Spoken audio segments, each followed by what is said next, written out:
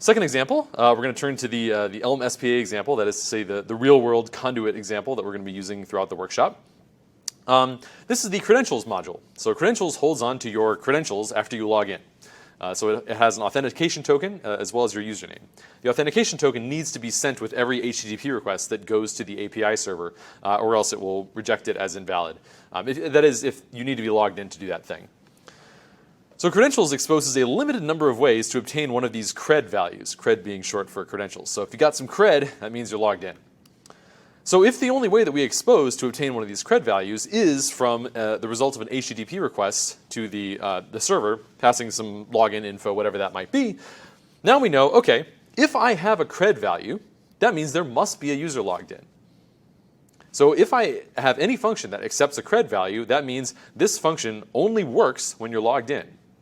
Because in order to be logged in, you must have run this function first. Now in practice, we can't quite lock it down as much as this. We'll get into why that is a little bit later. The point being, if we can enforce the idea that the only way to obtain cred is by logging in, then from then on we can say, okay, if I have some cred, that means that I am logged in, and if this function requires that I pass it some cred, that means this function only works in the context of a logged in user.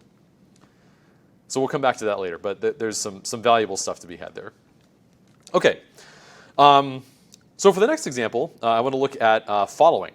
So you have this notion of authors who write these articles, and you can follow them. If you're following an author, that means that they show up in your feed. Their articles show up in your personalized feed.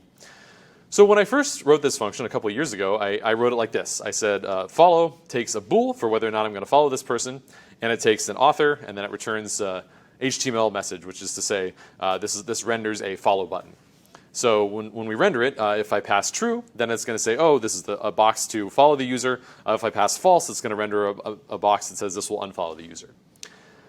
Now, when I later came back and revisited this, I actually changed this a little bit. I added cred as an argument there.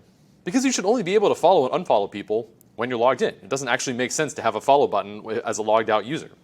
So I wanted to rule that out. I wanted to make sure that I was never accidentally rendering a do nothing follow button when I'm logged out. And just by adding that argument, even if I don't end up using the argument, that ends up being something that we can do. Again, because cred is an opaque type, because the only way to get cred is by being logged in. Another thing that I noticed about this as I revisited it later is this Boolean is a little bit confusing. What does it mean? Does it mean that if I pass true, am I going to get a button that follows the user? Or does true mean I'm already following the user and actually this is going to render an unfollow button? Which is it? I mean, I could interpret it either way. So later on I kind of realized, you know what, that's confusing. I'm just going to make two functions, follow and unfollow. And instead of so each of them has one fewer parameter. And it's extremely clear now. This is either a follow button or it's an unfollow button. That's what it does.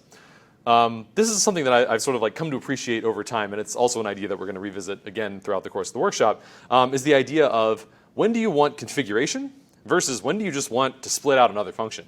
And I think that's something that is not necessarily obvious at first blush, but over time I've sort of developed more of a sense of this, and I want to talk about those trade-offs. As previously noted, the edge cases can be easy to miss, and one way we can make them less easy to miss is make it so that the code only compiles if the edge cases are handled. So let's talk about a specific example, and we're going to go to the code. This slide appears many times throughout the workshop, and it's the sign that we're about to switch over to the editor and actually dive into some code.